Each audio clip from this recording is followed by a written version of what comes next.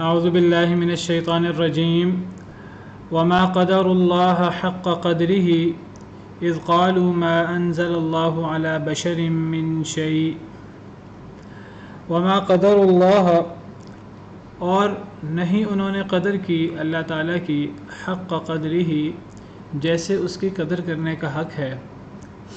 اذ قالوا ما انزل اللہ، جب انہوں نے کہا ما انزل اللہ، نہیں نازل کیا اللہ تعالیٰ نے علی بشر من شیء، کسی بشر پر کچھ بھی۔ انہوں نے اللہ کی قدر نہیں کی، مشرکین مکہ نے، کفار نے، اہل کتاب نے، یہود و نصارہ نے اللہ کی قدر نہیں کی جیسے اللہ کی قدر کرنے کا حق ہے۔ اللہ رب العالمین تو وہ عظیم ہستی ہیں، وہ الملک، القدوس، السلام، المؤمن، المہیمن، العزیز، الجبار، المتکبر، بادشاہوں کے بادشاہ، وہ اتنے عظیم ہیں کہ ساری کی ساری کائنات، سارے آسمان قیامت کے دن اللہ رب العالمین کے دائیں ہاتھ کے گرد لپٹے ہوں گے جیسے اللہ کی شان کو لائق ہے، اور زمینیں ساری کی ساری اللہ رب العالمین کے قبضہ میں یعنی مٹھی میں ہوں گی۔ اور اللہ رب العالمین قیامت کے دن فرمائیں گے لمن الملک اليوم، کہ کون کہتا تھا کہ میں صاحب اقتدار ہوں، میں بادشاہ ہوں، میرے پاس اختیار ہے، میں اپنے زور بازو پہ کچھ کر سکتا ہوں۔ آج جبار کہاں ہیں؟ آج سرکش کہاں ہیں؟ آج تکبر کرنے والے کہاں ہیں؟ کبریائی اور عظمت یہ اللہ رب العالمین کی خصوصیت ہے، اور اللہ کی مخلوق کو، جو اللہ کے سامنے وہ مخلوق کتنی طاقتور کیوں نہ ہو جائے، وہ اللہ کے سامنے کوئی حیثیت نہیں رکھتی، وہ کتنی طاقتور، کتنی مالدار، کتنی صلاحیتوں والی کیوں نہ ہو جائے، سائنس کے اندر، دیگر چیزوں کے اندر وہ کتنی ہی ترقی کیوں نہ کر لے، اللہ رب العالمین کے سامنے اس کی کوئی حیثیت نہیں ہے۔ لیکن انسان بڑا کمزور ہے، انسان کو مال ملتا ہے، انسان سرکشی شروع کر دیتا ہے، انسان کو صلاحیتیں ملتی ہیں، انسان کہتا ہے یہ تو میرا علم ہے، میری صلاحیت ہے، میں نے اپنی صلاحیت سے یہ چیزیں حاصل کی ہیں۔ انسان ہر چیز کی نسبت اپنی طرف کر لیتا ہے۔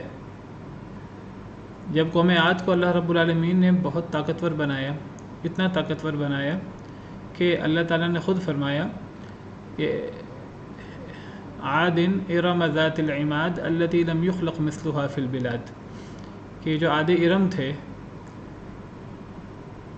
لمبے لمبے ستونوں والے، التی لم یخلق مثلها فی البلاد، ان جیسے لوگ کبھی شہروں میں پیدا ہی نہیں کیے گئے، اتنے طاقتور لوگ اللہ نے کبھی پیدا ہی نہیں کیے۔ اسی قوم عاد نے، اللہ نے انہیں پیدا کیا تھا، اللہ نے ان پر ہر انعام کیا تھا، اللہ نے انہیں طاقت دی تھی، لیکن جب ان کے پاس طاقت آئی تو یہ کہنے لگے فَأَمَّا عَادٌ فَاسْتَكْبَرُوا فِي الْأَرْضِ بِغَيْرِ الْحَقِّ وَقَالُوا مَنْ أَشَدُّ مِنَّا قُوَّةً۔ اللہ فرماتے ہیں قوم عاد نے زمین میں ناحق تکبر کیا، اور وہ کہنے لگے ہم سے طاقتور کون ہو سکتا ہے۔ اللہ فرماتے ہیں کیا انہوں نے نہیں دیکھا کہ جس اللہ نے انہیں پیدا کیا وہ ان سے زیادہ طاقتور ہے؟ تو پھر اللہ نے انہیں تباہ و برباد کر دیا۔ تو اللہ رب العالمین جو بادشاہوں کے بادشاہ ہیں، ہر قسم کی عظمت، کبریائی اللہ رب العالمین کے لیے ہے۔ یہ کائنات اور اس کائنات میں بسنے والے جتنی بھی مخلوقات ہیں وہ کتنی بڑی کیوں نہ ہو جائیں، اللہ رب العالمین نے انہیں پیدا کیا ہے، تو اللہ تو ان کے سامنے عظیم ہے ہی۔ یہ آسمان کتنا وسیع کیوں نہ ہو جائے، یہ کائنات کتنی وسیع کیوں نہ ہو جائے، یہ عرش اتنا وسیع کیوں نہ ہو جائے، اللہ کی جو بھی مخلوق کتنی عظیم کیوں نہ ہو جائے، اللہ رب العالمین کے سامنے اس کی کوئی حیثیت نہیں ہے، اور اللہ کے سامنے ہر ایک کو عاجز ہونا چاہیے۔ جو اللہ کے سامنے تکبر شروع کر دے جیسے شیطان نے کیا تھا، تو پھر جیسے قوم عاد نے اور جیسے کفار اور ہمیشہ لوگ کرتے رہے، مالدار اقتدار والے، تو اللہ فرماتے ہیں کہ تم در حقیقت اللہ کی قدر نہیں کرتے۔ یہ کائنات کتنی وسیع ہے آپ کو پتہ ہے کہ یہ ہماری زمین، پھر ہماری زمین سے بڑے بڑے کتنے سیارے ہیں، پھر ہمارا یہ جو نظام شمسی ہے، سولر سسٹم، سورج اس کے اندر مرکزی حیثیت رکھتا ہے. یہ سورج جو ہے یہ سب سے بڑا ہے ہمارے سولر سسٹم میں. اور پھر اس سورج جیسے جو ہیں وہ کتنے سولر سسٹم ہیں، اس سورج جیسے کتنے ستارے ہیں، ان کے اپنے اپنے نظام ہیں، اور وہ سورج سے کتنے بڑے ہیں، لاکھوں کروڑوں گنا اتنے بڑے ہیں سورج سے کہ شمار کرنا، حساب کرنا مشکل ہے. اور پھر یہ سارے کے سارے ستارے یہ جتنے ہی عظیم کیوں نہ ہوں، یہ سب کے سب ایک کہکشاں کے اندر اکٹھے ہوتے ہیں ستاروں کے جھرمٹ میں. اور ایک کہکشاں میں اربوں کے حساب سے ستارے ہوتے ہیں سورج کی طرح کے، اور ان کے اپنے اپنے نظام ہوتے ہیں. اور پھر اربوں کے حساب سے کہکشائیں ہیں، پھر کلسٹر ہیں جن کے اندر یہ کہکشائیں ہیں، اور پھر سپر کلسٹر ہیں. اور یہ تو وہ کائنات کی وسعت ہے کہ جو دوربینیں اب تک ایجاد ہوئی ہیں تو ان دوربینوں کے ذریعے جو کچھ مشاہدہ کیا جا سکا ہے، اور جس کا اب تک مشاہدہ نہیں کیا جا سکا وہ کتنا عظیم ہے. اور یہ اللہ رب العالمین کی کائنات کتنی وسیع ہے. اور یہ ساری کی ساری کائنات پہلے آسمان کے نیچے ہے، اور پھر دوسرا آسمان ہے، پھر تیسرا آسمان ہے، پھر چوتھا آسمان ہے، پھر پانچواں آسمان ہے، پھر چھٹا آسمان ہے، پھر ساتواں آسمان ہے، پھر اللہ کی کرسی ہے، پھر اللہ رب العالمین کا عرش ہے. یہ سب مخلوقات بہت بڑی بڑی ہیں. اللہ رب العالمین فرماتے ہیں کہ قیامت کے دن سارے کے سارے آسمان اللہ رب العالمین کے دائیں ہاتھ کے گرد لپٹے ہوں گے. سورہ زمر میں اللہ فرماتے ہیں وَالْأَرْضُ جَمِيعًا قَبْضَتُهُ يَوْمَ الْقِيَامَةِ. سورہ زمر آیت نمبر 67 اللہ فرماتے ہیں لوگوں نے اللہ کی قدر نہیں کی جیسے اللہ کی قدر کرنے کا حق ہے. اللہ تو اتنے عظیم ہے کہ زمینیں سارے کے ساری اللہ کی مٹھی میں ہوں گی قیامت کے دن، اور آسمان سارے کے سارے اللہ رب العالمین کے دائیں ہاتھ کے گرد لپٹے ہوں گے. سبحانہ و تعالی عما یشرکون، اللہ پاک ہے اور اللہ بلند ہے اسے جو یہ شرک کرتے ہیں. تو اللہ رب العالمین کی عظمت ہم تصور نہیں کر سکتے. لیکن دیکھیے کہ کتنی بے وقوفی ہے کہ جب اللہ رب العالمین کی مخلوق ہی جو اللہ کے سامنے کوئی حیثیت نہیں رکھتی، کتنی طاقتور کیوں نہ ہو جائے، کتنی عظیم کتنی بڑی کیوں نہ ہو جائے، وہ جب اللہ رب العالمین کی توہین شروع کر دے، اللہ رب العالمین کی تنقیص تحقیر شروع کر دے، اپنے آپ کو اللہ کے برابر یا اللہ سے بھی بڑا باور کرنا شروع کر دے اور اللہ کا انکار کرنا شروع کر دے. اللہ فرماتے ہیں اللہ کی قدر ہونی چاہیے. جو اللہ کی قدر کرنے کا حق ہے وہ اللہ کی مخلوق میں اللہ کی قدر ہونی چاہیے. انسان کی سب سے بڑی عظمت یہ ہے کہ انسان کے سامنے اللہ کی قدر ہو، انسان کو اللہ یاد ہو، انسان اللہ کی تعریف کرے، اللہ کی عظمت بڑائی بیان کرے، اور انسان اللہ کے سامنے اپنے آپ کو مٹا دے، بالکل زمین کے ساتھ سر لگا دے. انسان اور تمام مخلوقات کی یہ عظمت ہے. جب انسان یہ نہیں کرتا، جب اللہ رب العالمین کے ساتھ اوروں کو شریک کرتا ہے جن کی اللہ کے سامنے کوئی حیثیت نہیں ہے، وہ کتنے عظیم کیوں نہ ہوں، اپنے مخلوق کے اندر اللہ کے سامنے ان کا کوئی مقابلہ ہی نہیں ہے اللہ کے ساتھ.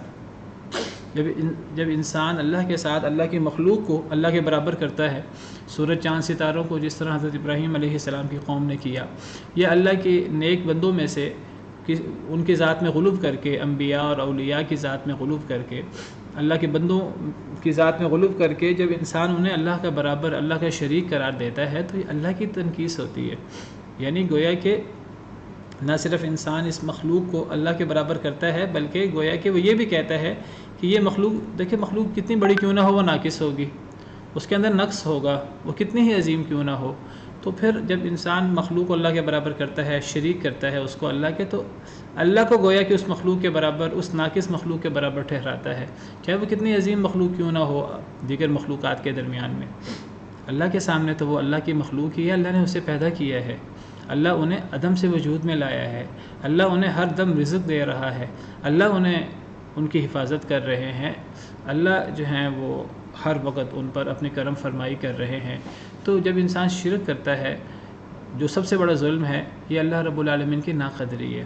جب انسان اللہ رب العالمین کے احکامات ماننے سے انکار کرتا ہے، اللہ رب العالمین کی وحی سے انکار کرتا ہے، اللہ رب العالمین نے جن نبیوں کو، رسولوں کو مبعوث فرمایا، جب انسان ان کا انکار کرتا ہے، جب انسان اللہ رب العالمین کے احکامات سے سرتابی کرتا ہے، تو انسان در حقیقت اللہ کی قدر کم کرتا ہے، اللہ کی توہین کرتا ہے. اللہ کی وہ قدر انسان کے دل میں نہیں رہتی جو اللہ کی قدر کرنے کا حق ہے. تو تو سورہ زمر کی جو آیت پڑھی آپ کے سامنے، وہاں تو شرک کے ضمن میں اللہ تعالیٰ فرما رہے ہیں کہ اللہ تو اتنے عظیم ہے، لیکن لوگوں نے اللہ کی مخلوق کو اللہ کے برابر کر دیا، گویا کہ اللہ کو اللہ کی مخلوق کے برابر لے آئے، اللہ کی توہین کر دی۔ یہاں اللہ فرما رہے ہیں کہ لوگوں نے اللہ کی قدر نہیں کی، جیسے اللہ کی قدر کرنے کا حق ہے کہ جب لوگوں نے اللہ کی بات کو ماننے سے انکار کر دیا۔ اللہ نے اپنا رسول بھیجا محمد صلی اللہ علیہ وسلم، لوگوں نے کہا کہ نہیں یہ اللہ کے رسول نہیں ہے۔ اللہ نے اپنی کلام بھیجی، اپنا قرآن بھیجا، جو تمام کتابوں کی آخری کتاب ہے، تمام کتابوں سے افضل کتاب ہے، اور جس کے ساتھ اللہ تعالیٰ نے تمام کتابوں کو ختم فرمایا، اور جو اللہ نے خاتم الانبیاء والمرسلین محمد رسول اللہ صلی اللہ علیہ وسلم پر وہ کتاب نازل فرمائی، تو اس کا انکار کر دیا، اللہ رب العالمین کے احکامات کو ماننے سے انکار کر دیا۔ تو اللہ فرماتے ہیں کہ پھر انہوں نے اللہ کی قدر نہیں کی جو اللہ کی قدر کرنے کا حق ہے۔ تو لوگوں نے تو جب بھی انسان اللہ کے کسی حکم کو ماننے سے انکار کرتا ہے، در حقیقت اللہ کی توہین کرتا ہے۔ اللہ فرماتے ہیں لوگوں نے اللہ کی قدر نہیں کی جیسے اللہ کی قدر کرنے کا حق ہے، جب لوگوں نے کہا کہ اللہ نے تو نہیں نازل کیا، ما انزل اللہ، نہیں نازل کیا اللہ نے علی بشر، کسی بشر پر من شیء، کچھ بھی۔ انہوں نے کہا اللہ نے کسی بشر پر کچھ نازل نہیں کیا، یعنی یہ محمد ہم کہتے ہیں صلی اللہ علیہ وسلم، یہ اپنے آپ کو اللہ کا رسول کہہ رہے ہیں، اور یہ کہتے ہیں کہ مجھ پر اللہ کی کتاب، اللہ کا کلام اترتا ہے، تو یہ رسول کیسے ہو سکتے ہیں؟ یہ تو بشر ہیں، یہ تو ہمارے سامنے یہ پلے بڑھے ہیں، جوان ہوئے ہیں، یہ تو ہم ہی قریش میں سے ہیں، ہم ہی میں سے ایک ہیں، ہم بشر ہیں، یہ بھی بشر ہیں، تو بشر پر اللہ کوئی شے کیسے نازل کر سکتا ہے؟ یہ وہی موضوع ہے جو ہم نے سورہ انعام کے شروع میں پڑھا تھا کہ اگر اللہ نے کسی کو نبی بنانا ہوتا تو اللہ تعالیٰ کسی فرشتے کو نبی بناتے، اللہ تعالیٰ کسی بشر کو وہی کیسے کر سکتے ہیں؟ اللہ کسی بشر کو نبی کیسے بنا سکتے ہیں؟ اگر بشر نبی بن سکتا ہے تو ہم بھی تو بشر ہیں، ہم نبی کیوں نہیں بن سکتے؟ والعیاذ باللہ۔ تو جب یہ فرشتہ نہیں ہے، جب یہ بشر ہیں، تو پھر یہ نبی نہیں ہو سکتے۔ جب یہ نبی نہیں ہو سکتے تو پھر ان کا یہ دعویٰ کہ میں اللہ کا نبی ہوں، مجھے اللہ کا نبی مانو، مجھ پر اللہ کا کلام اترتا ہے، اس کو تسلیم کرو، اس پر ایمان لاؤ، نہیں، نہ تو یہ تو بشر ہیں ہمارے جیسے، ان پر جو ہے وہ کوئی وحی کیسے نازل ہو سکتی ہے؟ تو ہم ان کو نبی بھی نہیں مانتے اور ہم ان پر اترنے والی کتاب کو بھی نہیں مانتے۔ اللہ نے تو بشر پر کبھی کوئی شے نہیں اتاری، بشر پر کوئی وحی نہیں اتاری، بشر کو اللہ نے کبھی نبی نہیں بنایا۔ یعنی اللہ فرما رہے ہیں کہ میں نے محمد صلی اللہ علیہ وسلم کو نبی بنایا ہے، نبی بنا کر مبعوث کیا ہے، میں نے ان پر قرآن اتارا ہے، اور اللہ نے اسی گواہی دی، قل ای شیء اکبر شہادہ قل اللہ شہید بینی و بینکم، اے اللہ کے نبی صلی اللہ علیہ وسلم آپ فرما دیجیے سب سے بڑی گواہی کس کی ہو سکتی ہے؟ ہم پیچھے پڑھ چکے ہیں سورہ انعام میں، قل اللہ شہید بینی و بینکم، میرے اور تمہارے درمیان اللہ گواہ ہے، اور اللہ سے بڑھ کر گواہ کون ہو سکتا ہے؟ اللہ نبی صلی اللہ علیہ وسلم کی رسالت پر بھی گواہ ہیں، اور اللہ تعالیٰ اس بات پر بھی گواہ ہیں کہ اللہ تعالیٰ نے نبی کریم صلی اللہ علیہ وسلم پر قرآن نازل کیا۔ اللہ فرماتے ہیں سورہ نساء میں، لیکن اللہ یشہد بما انزل الیک انزلہ بعلمہ، اللہ گواہی دیتے ہیں کہ اللہ نے جو نازل کیا ہے اللہ نے اس کو اپنے علم کے ساتھ نازل کیا ہے، اور اللہ اس نازل کردہ چیز پر گواہ ہیں۔ اللہ رب العالمین قرآن کے نازل کرنے پر، قرآن کی حقانیت پر، قرآن کے کلام اللہ ہونے پر اللہ گواہ ہیں، والملائکۃ یشہدون، فرشتے بھی گواہ ہیں، وکفیٰ باللہ شہیدا، اللہ کی گواہی کافی ہے، فرشتوں کی گواہی کی بھی ضرورت نہیں ہے جب اللہ گواہی دے دیں۔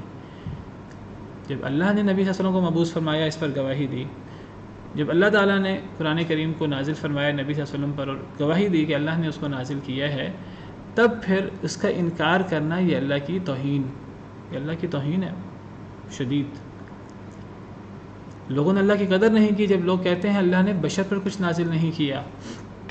یہ وہی اعتراض ہے نبی کریم صلی اللہ علیہ وسلم پر جو سیدنا نوح علیہ السلام اور ان کے بعد آنے والے تمام انبیاء اور رسول پر اعتراض ہوا۔ حضرت نوح علیہ السلام پر بھی لوگوں نے یہی اعتراض کیا تھا کہ آپ تو بشر ہیں، آپ رسول کیسے ہو سکتے ہیں؟ دیگر تمام انبیاء کرام علیہ السلام پر بھی اللہ نے یہی اعتراض کیا، اللہ معاف کرے، اللہ نے نہیں بلکہ ان کی امتوں نے یہ اعتراض کیا کہ آپ تو بشر ہیں، ہمارے جیسے، آپ رسول کیسے ہو سکتے ہیں؟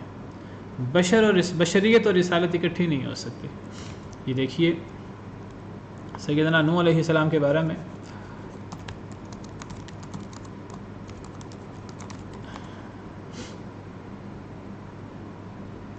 سورہ مومنون آیت نمبر 23 حضرت نوح علیہ السلام کا قصہ شروع ہو رہا ہے.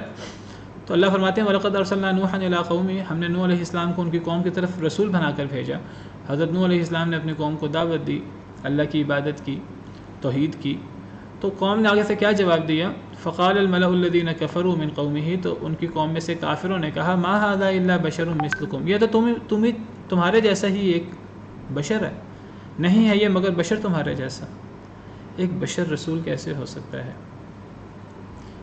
یہی اعتراض تقریباً ہر قوم نے، ہر امت نے اپنے نبی پر کیا ہے.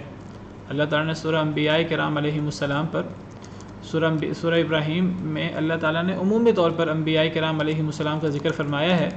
تو اللہ نے فرمایا کہ تقریباً تمام رسولوں پر ان کی قوم نے یہی اعتراض کیا. یہ دیکھیے، یہ سورہ ابراہیم ہے، آیت نمبر 9 میں اللہ فرماتے ہیں کہ اے لوگوں، کیا تمہارے پاس تم سے پہلے لوگوں کی خبر نہیں آئی؟ قریش کو اللہ مخاطب کرتے ہوئے فرما رہے ہیں کیا تمہارے پاس تم سے پہلے لوگوں کی خبر نہیں آئی؟ قوم نوح، قوم عاد، قوم سمود کی، اور جو ان کے بعد تھے جنہیں اللہ کے علاوہ کوئی نہیں جانتا کہ کتنے لوگ آئے. حضرت نوح، قوم عاد، قوم سمود پر جو حضرت صالح، حضرت ہود علیہم السلام اجمعین، اور جو ان کے بعد قومیں آئیں اور ان پر نبی آئے. اللہ فرماتے ہیں جاءتہم رسولہم بالبینات، ان کے جو تمام قومیں تھیں ان کے پاس ان کے رسول روشن نشانیاں لاتے رہے. انہوں نے اپنے رسولوں کے منہوں پر ہاتھ رکھ دیا یا اپنے منہوں پر ہاتھ رکھ دیا، وہ کہنے لگے کہ ہم تو کفر کرتے ہیں تمہاری رسالت کے ساتھ، جو تمہیں دے کر بھیجا گیا ہے، رسالت، نبوت، ہم اس کا انکار کرتے ہیں، ہم تمہارے بارے میں شک میں مبتلا ہیں. رسولوں نے کہا، یہ عمومی طور پر قوموں کا اور رسولوں کا ذکر ہو رہا ہے. حضرت نوح علیہ السلام کے بعد نبی صلی اللہ علیہ وسلم تک آنے والے تمام رسولوں کا اور تمام قوموں کا اکٹھا ذکر ہو رہا ہے. اللہ فرماتے ہیں قالت رسلهم فی اللہ شک فاطر السماوات والارض، رسولوں نے کہا کہ کیا تم اللہ کے بارے میں شک کرتے ہو کہ جو زمین و آسمان کا پیدا کرنے والا ہے؟ اللہ تمہیں بلاتا ہے تاکہ تمہیں معاف کرے تمہارے گناہ اور تمہیں ڈھیل دے ایک وقت مقررہ تک. تو قوم والوں نے جواب دیا رسولوں کو، بالعموم تمام قوم والوں نے اپنے رسولوں کو کیا جواب دیا؟ ان انتم الا بشر مثلنا، نہیں ہو تم مگر بشر ہمارے جیسے. تريدون ان تصدونا، تم چاہتے ہو کہ تم پھیر دو ہمیں، عما کان یعبد آباؤنا، اس سے جس کی عبادت ہمارے آباء و اجداد کرتے تھے. ہم تمہاری بات نہیں مان سکتے، تم تو ہمارے جیسے انسان ہو، ہمارے جیسا انسان نبی کیسے ہو سکتا ہے؟ تم تو ہمیں ہمارے آباء و اجداد کے دین سے پھیرنا چاہتے ہو. اگر تم سچے ہو تو کوئی واضح دلیل لے آؤ. رسولوں نے کیا جواب دیا؟ یہ عمومی ایک تبصرہ ہے اللہ تعالیٰ کا رسولوں پر اور قوموں پر. تو اللہ فرماتے ہیں کہ رسولوں نے جواب دیا جب تمام قوموں نے اپنے اپنے رسولوں پر اعتراض کیا تم تو ہمارے جیسے انسان ہو. تو رسولوں نے کہا قالت لہم رسولہم، کہا ان کو ان کے رسولوں نے ان نحن الا بشر مثلکم، نہیں ہیں ہم مگر بشر تمہارے جیسے. یہ بات تو ٹھیک ہے، تمہارا اعتراض ٹھیک ہے کہ ہم بشر ہیں تمہارے جیسے، نہیں ہیں ہم مگر بشر تمہارے جیسے، ہم واقعی تمہارے جیسے بشر ہیں، لیکن ہمارا تمہارا فرق ہے. کیا فرق ہے؟ وَلَكِنَّ اللَّهَ يَمُنُّ عَلَىٰ مَن يَشَاءُ مِنْ عِبَادِهِ، لیکن اللہ تعالیٰ احسان کر دیتا ہے اپنے بندوں میں سے جس پر چاہتا ہے. یعنی یہ ٹھیک ہے تم بھی بشر ہو، ہم بھی بشر ہیں، لیکن ہمارا تمہارا فرق یہ ہے کہ اللہ نے تم پر احسان نہیں کیا نبوت دے کر، رسالت دے کر. اللہ نے اپنے بندوں میں سے اللہ جس پر چاہے احسان کر دے کہ اللہ اس بشر کو رسول بنا دے، اللہ اس بشر کو نبی بنا دے. تو ہمیشہ قوم اعتراض کرتی رہی کہ بشر نبی نہیں ہو سکتا. رسول جواب دیتے رہے ہمیشہ کہ ٹھیک ہے ہم بشر ہیں، بشر نبی ہو سکتا ہے. تمہارا یہ اعتراض صحیح نہیں کہ بشر نبی نہیں ہو سکتا، بشر ہونے کے باوجود نبی ہو سکتا ہے، اللہ کا بشر پر احسان ہو سکتا ہے. یہی اعتراض نبی کریم صلی اللہ علیہ وسلم پر بڑی شدت سے ہوا، جیسے اس آیت کریمہ میں اور قرآن کریم کے دیگر آیات میں. سورہ تغابن کے شروع میں اللہ تعالیٰ فرماتے ہیں، سورہ تغابن اللہ فرماتے ہیں کہ الم یأتکم نبأ الذین کفروا من قبل فذاقوا وبال امرہم ولہم عذاب علیم، کیا تمہارے پاس پچھلے کافروں کی خبر نہیں آئی؟ تو آگے فرماتے ہیں ذالک بانہ کانت تأتیہم رسلہم بالبینات، ان کے پاس ان کے رسول روشن نشانیاں لاتے تھے، فقالوا ابشر یہدوننا، تو وہ کہتے تھے کہ آپ بشر ہمیں ہدایت دیں گے، فکفروا وتولوا، انہوں نے کفر کیا اور وہ پھر گئے، واستغنى اللہ، اور اللہ نے پھر بے نیازی کا مظاہرہ کیا۔ جب کوئی اللہ سے پھر جائے، جب کوئی اللہ سے منہ موڑ لے، پھر اللہ بھی بے نیاز بن جاتے ہیں، پھر اللہ نے بھی ہدایت نہیں دی، اللہ بے نیاز ہے، تعریف کیا گیا ہے۔ تو ہر قوم پر، ہر رسول پر اس کی قوم نے اعتراض کیا ہے تم تو ہمارے جیسے بشر ہو۔ یہی اعتراض نبی صلی اللہ علیہ وسلم پر بھی ہوا۔ اکان للناس عجبا، سورہ یونس کے شروع میں اللہ فرماتے ہیں کیا لوگوں کے لیے یہ بات تعجب کا باعث ہے، ان اوحینا الی رجل منہم، کہ ہم نے انہی میں سے ایک آدمی پر وحی کر دی، یعنی نبی صلی اللہ علیہ وسلم پر، محمد صلی اللہ علیہ وسلم انہی میں سے ایک آدمی تھے۔ اللہ فرماتے ہیں یہ محمد صلی اللہ علیہ وسلم کو اللہ کا رسول کیوں نہیں مان رہے؟ اس لیے نہیں مان رہے کہ وہ انہی میں سے ایک آدمی ہے، یہ تو کوئی اعتراض نہیں ہے۔ اس آیت کریمہ میں بھی اللہ یہی فرما رہے ہیں کہ جو لوگ محمد صلی اللہ علیہ وسلم کو اس لیے نبی نہیں مان رہے کہ وہ بشر ہیں، تو در حقیقت وہ اللہ رب العالمین کے احکامات کا انکار کر رہے ہیں۔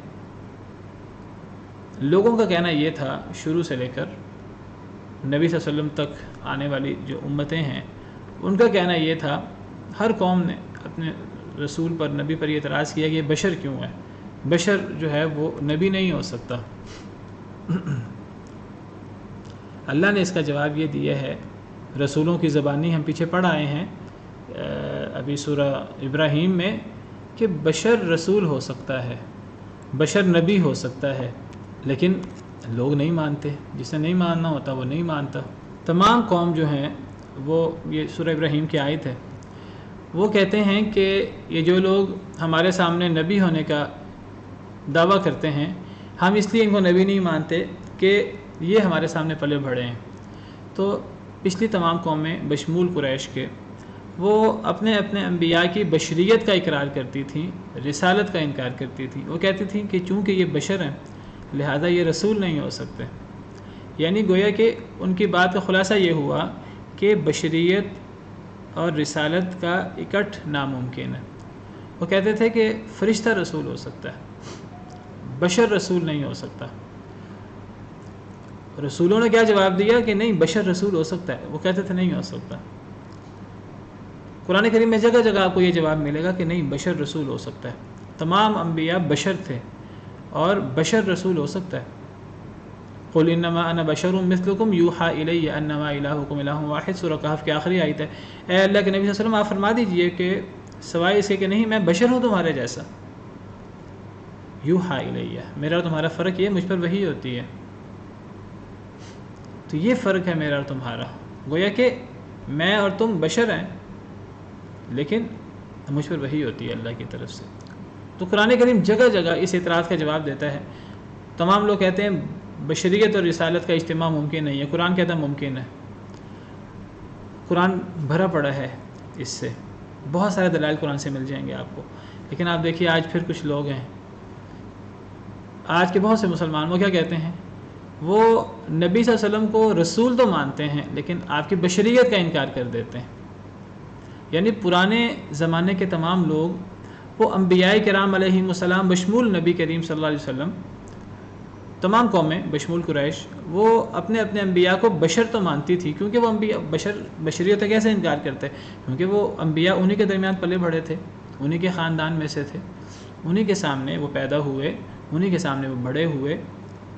فقد لبثت فیکم عمرا من قبلی، نبی صلی اللہ علیہ وسلم نے فرمایا میں تو تم میں ایک لمبی عمر گزار چکا ہوں۔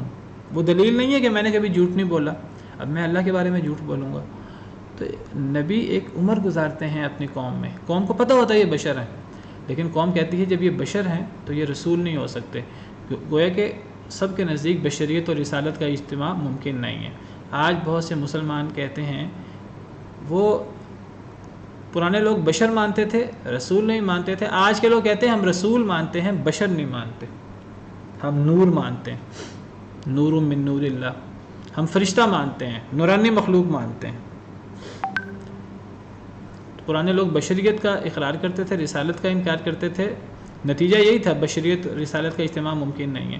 آج کے لوگ رسالت مانتے ہیں، آج کے بہت سے لوگ اپنے آپ کو مسلمان کہتے ہیں، لیکن رسالت کا اقرار کرتے ہیں، بشریت کا انکار کر دیتے ہیں، نتیجہ ان کا بھی وہی ہے، یعنی رسالت اور بشریت ناممکن، رسالت اور بشریت کا اجتماع ممکن نہیں ہے۔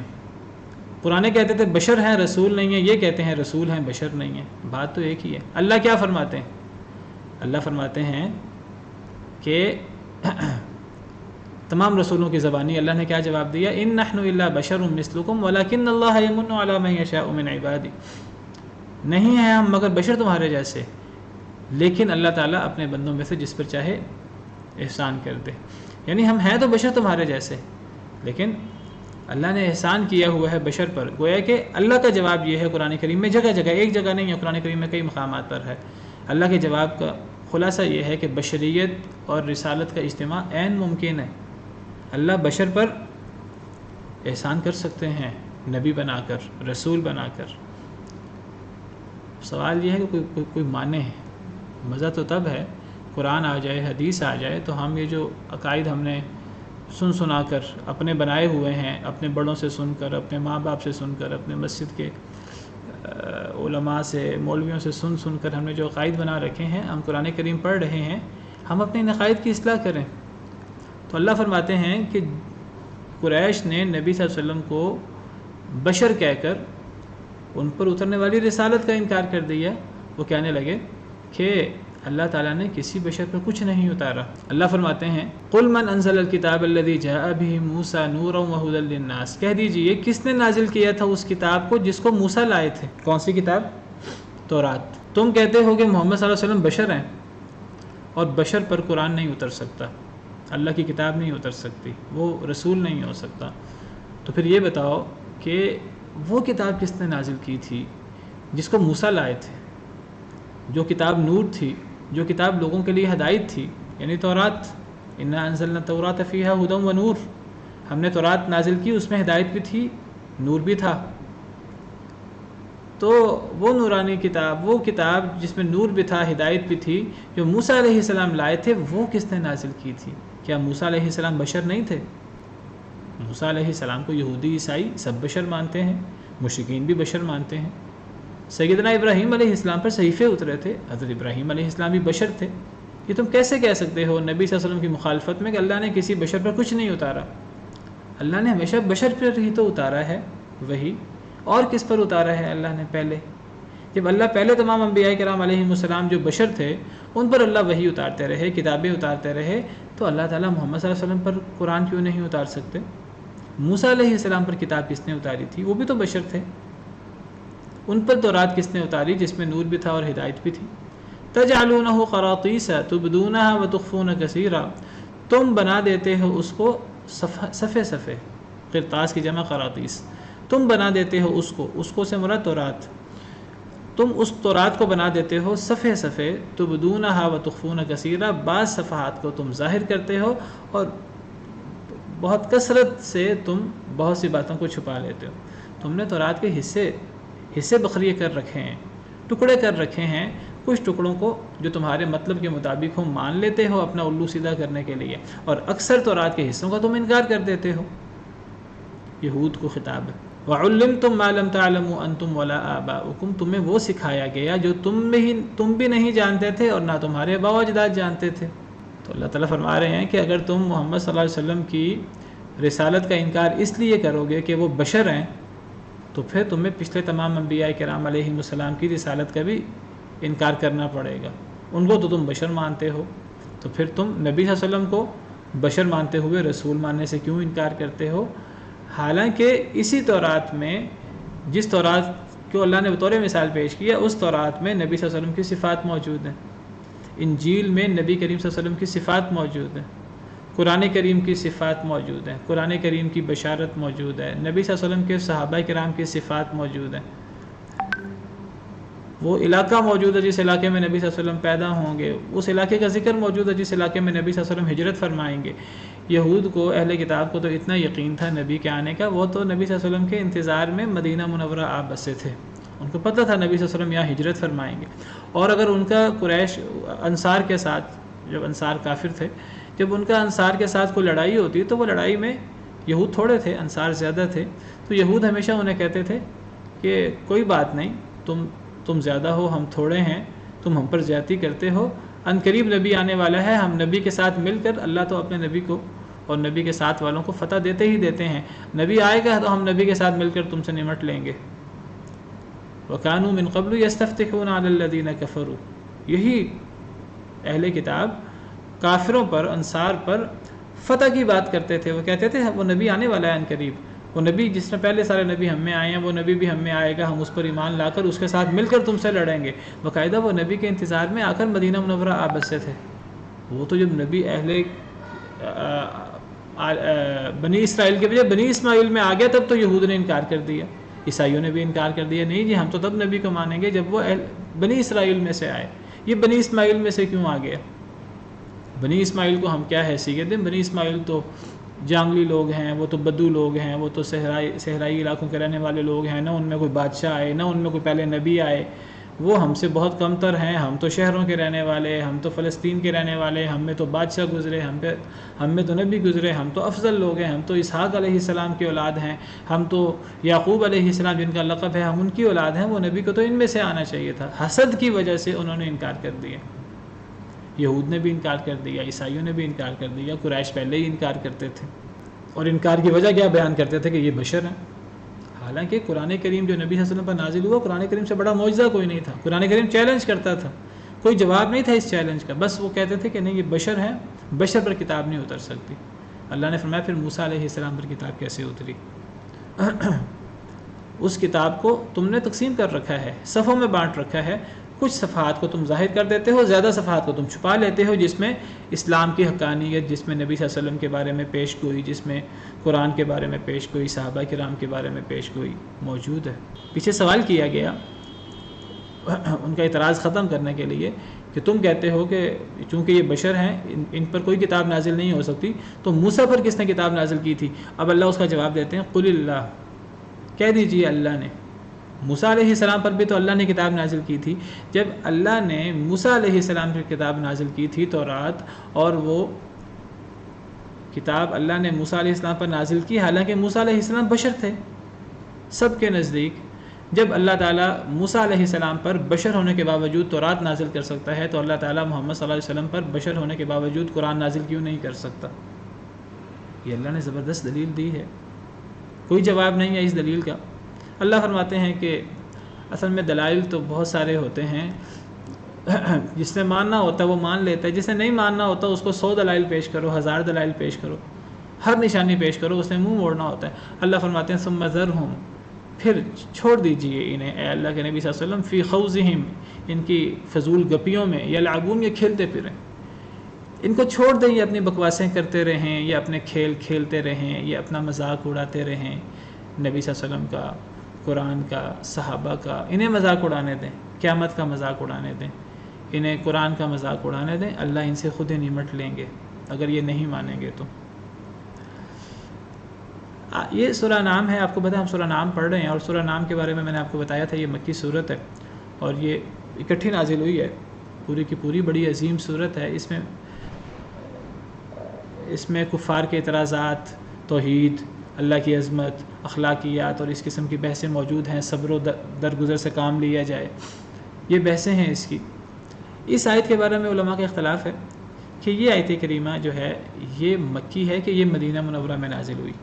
بعض علماء کی رائے یہ ہے کہ یہ آیت کریمہ بھی مکہ میں ہی نازل ہوئی، اور اس میں کفار قریش کو خطاب ہے۔ آپ کو پتہ ہے قرآن کریم میں قراءات موجود ہیں، تو اگر یہ آیت کریمہ مکہ میں نازل ہوئی اور قریش کو خطاب ہے، تو پھر ایک اعتراض، ایک اشکال وارد ہوتا ہے۔ وہ اشکال یہ وارد ہوتا ہے کہ جب قریش نے اعتراض کیا نبی صلی اللہ علیہ وسلم کے بشر ہونے پر کہ ہم نہیں مانتے کیونکہ یہ بشر ہیں، تو اللہ نے پھر دلیل دی حضرت موسیٰ علیہ السلام کی، تو موسیٰ علیہ السلام کی دلیل تو یہود کو دینا بنتی ہے، قریش کو دینا کیوں یہ دلیل دی گئی؟ اس کا جواب یہ دیتے ہیں مفسرین کہ قریش یہود سے ملتے تھے، یہود کا آنا جانا تھا، یہود بھی مکہ مکرمہ آتے تھے بیت اللہ کی زیارت کے لیے، بیت اللہ کے طواف کے لیے، عمرہ حج کے لیے. کبھی قریش کو بھی مدینہ جانا پڑتا تھا، یہود مدینہ منورہ میں بستے تھے، تو آنا جانا تو تھا. اچھا چلیں یہاں تک تو واضح ہو گیا کہ حضرت موسیٰ علیہ السلام کا قریش کو پتہ تھا اور یہود کے بارے میں قریش کو پتہ تھا تفصیلات کا. لیکن تجعلونہ قراطیس تبدونہا وتخفون کثیرا، یہ خطاب ہے. تم بنا دیتے ہو اس کو یعنی تورات کو قراطیسا، کرتاس کی جمع قراطیس، صفوں میں تقسیم کر دیتے ہو. بعض صفوں کو تم چھپا لیتے ہو، بعض کو ظاہر کرتے ہو، اکثر کو چھپا لیتے ہو.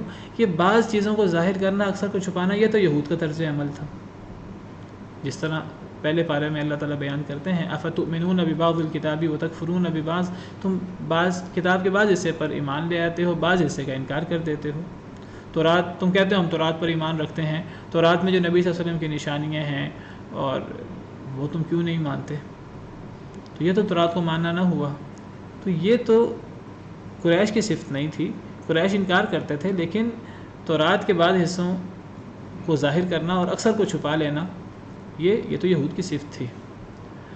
تو جو مفسرین کہتے ہیں یہ آیت اہل مکہ کے بارے میں نازل ہوئی، پوری کی پوری آیت، وہ کہتے ہیں کہ یہاں ایک متواتر قرات ہے یجعلونہ قراطیس یبدونہا ویخفون کثیرا، یہ ایک متواتر قرات ہے. یعنی وہ کر دیتے ہیں اس کو صفے، وہ ظاہر کرتے ہیں اس کے کچھ حصوں کو اور وہ چھپا لیتے ہیں. یعنی یہودی، اللہ نے صیغہ غائب سے خطاب کیا ہے. قریش کو اللہ خطاب کرتے ہوئے فرما رہے ہیں کہ اگر تم محمد صلی اللہ علیہ وسلم کی بشریت کی وجہ سے ان کی رسالت سے انکار کرتے ہو، ان پر اترنے والی کتاب سے انکار کرتے ہو، تو موسیٰ علیہ السلام پر جو کتاب اتری تھی وہ کس نے اتاری تھی؟ جس کتاب کو یہود، اللہ پھر غائب سے، صیغہ غائب سے ذکر کر رہے ہیں، یہود اس کتاب کو ٹکڑے کر دیتے ہیں، صفوں میں تقسیم کر دیتے ہیں، بعض احکامات کو ظاہر کرتے ہیں، وہ اکثر احکامات کو وہ چھپا لیتے ہیں. تو یہاں متواتر قرات ہے یجعلونہ قراطیس یبدونہا ویخفون کثیرا. تو وہ کہتے ہیں یہ پوری کی پوری آیت جو ہے یہ قریش کے بارے میں ہے، مکی ہے. بعض کہتے ہیں کہ یہ پوری کی پوری آیت میں خطاب ہی یہود کو ہے. تو یہ پوری کی پوری آیت مدینہ میں نازل ہوئی. وہ کہتے ہیں کہ وما قدر اللہ حق قدرہ اذ قالوا ما انزل اللہ علی بشر من شیء، یہ اصل میں اللہ نے یہود کے بارے میں کہا ہے کہ یہود نے اللہ کی قدر نہیں کی جیسے اللہ کی قدر کرنے کا حق ہے. یہود نے یہ کہا تھا کہ اللہ نے بشر پر کچھ نہیں اتارا. یہ قریش نے بھی کہا تھا اور یہ بات یہود نے بھی کہی تھی، کیونکہ یہود بھی ایمان نہیں لائے تھے نبی صلی اللہ علیہ وسلم پر، اور یہود نے بھی یہ ایک گھسی پٹی دلیل دی کہ یہ تو بشر ہیں، بشر پر جو ہے وہ قرآن کیسے نازل ہو سکتا ہے. تو بعض مفسرین کی رائے یہ ہے کہ یہ پوری آیت کریمہ مدینہ منورہ میں نازل ہوئی جہاں یہود بستے تھے. تو اس پوری آیت کریمہ میں یہود کو خطاب ہے. تو اللہ نے پھر یہود کو حضرت موسیٰ علیہ السلام کے حوالے سے جواب دیا. تو تجعلونہ قراطیس تبدونہا وتخفون کثیرا، ہماری قرات میں روایت حفص میں یہی ہے. تو اللہ تعالیٰ یہود کو ہی مخاطب فرما رہے ہیں کہ وہ تورات کس نے نازل کی تھی جس تورات کو تم صفوں میں تقسیم کر لیتے ہو، بعض صفوں کے احکامات کو تم ظاہر کرتے ہو، اکثر صفوں کے احکامات کو تم چھپا لیتے ہو. ایک تیسری رائے بھی ہے مفسرین کی، وہ کہتے ہیں کہ اس آیت کریمہ کا شروع کا حصہ قریش کے بارے میں ہے اور تجعلونہ قراطیس، یہاں سے یہ آیت کریمہ یہودیوں سے مخاطب ہے. تو اس آیت کریمہ کا کچھ حصہ قریش کے بارے میں ہے اور آخری حصہ وہ یہود کے بارے میں ہے. تو یہ تینوں آراء موجود ہیں. بہرحال آیت کریمہ واضح ہے اپنے مفہوم میں کہ اگر نبی صلی اللہ علیہ وسلم کی رسالت کا انکار کی دلیل یہ ہے کہ بشر ہیں، تو یہ تو ہر قوم کا اپنے نبی پر اعتراض تھا. ہر قوم کے نبی بشر ہی تھے. اگر نبی صلی اللہ علیہ وسلم کا انکار اس لیے کرنا ہے کہ وہ بشر تھے، تو پھر تو کوئی بھی رسول پیچھے جو گزرا ہے وہ سارے کے سارے بشر تھے، پھر تو تمام رسولوں کا انکار ہو جائے گا. پھر تو موسیٰ علیہ السلام کا انکار بھی کرنا پڑے گا، عیسیٰ علیہ السلام کا انکار بھی کرنا پڑے گا، ابراہیم علیہ السلام کا انکار بھی کرنا پڑے گا، دیگر تمام انبیاء اور رسول کا انکار بھی کرنا پڑے گا، کیونکہ سب بشر ہی تھے. اصل میں اللہ تعالیٰ کی سنت یہ ہے کہ اللہ تعالیٰ جن میں رسول بھیجتے ہیں اللہ انہی سے مانوس رسول بھیجتے ہیں. اگر زمین میں انسان بستے ہیں، بشر بستے ہیں، تو اللہ نے بشر رسول بھیجا ہے ہمیشہ. اور اللہ فرماتے ہیں قرآن کریم میں کہ اگر اس دنیا میں فرشتے بستے ہوتے تو اللہ فرشتہ رسول بھیجتے. سورہ بنی اسرائیل میں اللہ نے یہ حقیقت بڑی وضاحت سے بیان فرمائی ہے. اللہ فرماتے ہیں کہ اکثر لوگ ایمان کیوں نہیں لاتے، کیا وہ گھسی پٹی دلیل پیش کرتے ہیں. اللہ فرماتے ہیں سورہ بنی اسرائیل میں وما منع الناس ان يؤمنوا اذ جاءهم الهدى الا ان قالوا ابعث الله بشرا رسولا. لوگوں کو ایمان لانے سے کس بات نے روک دیا جب ان کے پاس ہدایت آ گئی؟ اس بات نے کہ انہوں نے کہا کہ کیا اللہ نے بشر رسول بھیجا ہے. اللہ فرماتے ہیں کہ قریش کو، لوگوں کو ایمان لانے سے ہدایت آنے کے بعد کس بات نے روکا؟